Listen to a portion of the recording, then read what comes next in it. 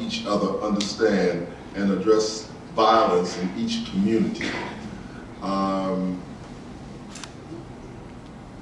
I was complexed by this because I'd come back upstairs 8 o'clock at night, and my mother didn't have anything to worry about. Of course, that was back in the 40s, kind of like 50s kind of thing. Okay, well, be careful with that. But I wish that my son could have grew up at a time where there was no worry about your child being attacked, about violence, and etc. That's gone. Kids are tough now. There's something that we were not, because life has changed.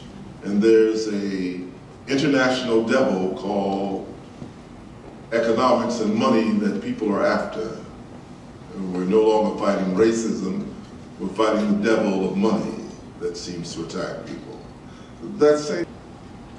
As diverse as the audience and the panel is, that we all share a common thread in terms of social ills that affect our communities.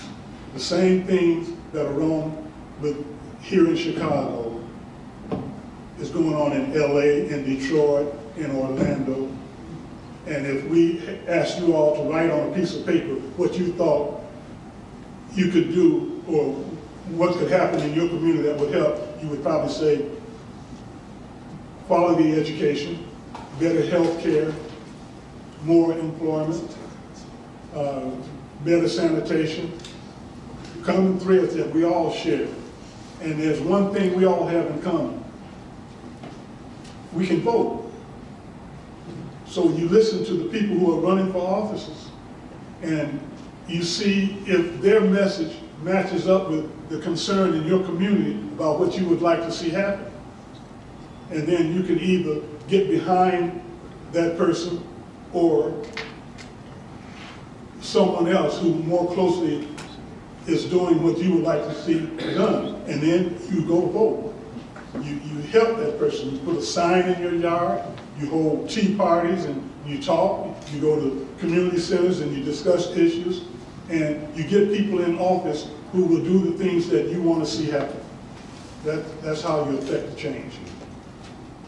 I want to echo what Robert said. I mean, you've got to be realistic about your home,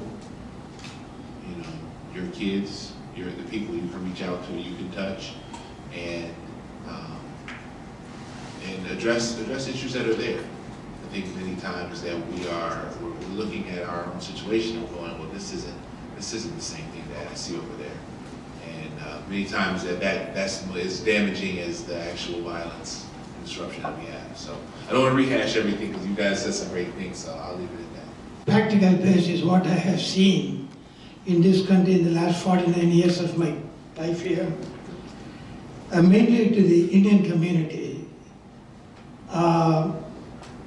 We all came as immigrants on a very competitive basis, that we were allowed to immigrate to this country based on our qualification, either a doctor or an engineer or a scientist. That's what's the requirement. So when we came in here, we were competing with the local competition and expecting the children to do a lot better than anybody else in there, competing with the local as well as with the other Indian children. So that puts the poor children in a lot of pressure. They are new, they struggle, and lots of them, as I know, have hurt themselves in many ways. And the only one way, my advice to parents and grandparents is communications. They should have some kind of a way that in case they get into any problem anywhere, that either failing an exam or getting into some drug habits or something, they should be able to talk to somebody, either a father, a mother, or an uncle, or a grandfather. Need to have that freedom to call and tell them, hey, look, I have this problem, I need help. So immediately these people should be prepared to go there, take care of the problem, then think about what we need to do for the future in there.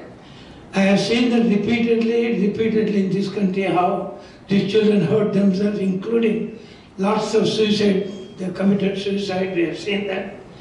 And only way to prevent that would be they should have some avenue to come to the right person.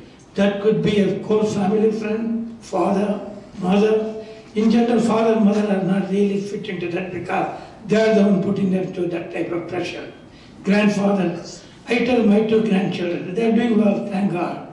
Tell them, any problem anywhere, I am only a phone call away. Give me a call, we'll jump into a car, jump into a plane, come and see you, fix the problem, then worry about what to do. So my sincere advice to all the parents and grandparents or uncles is to have that type of communication with your nephews or grandchildren so that they have somebody they can come to. Thank you.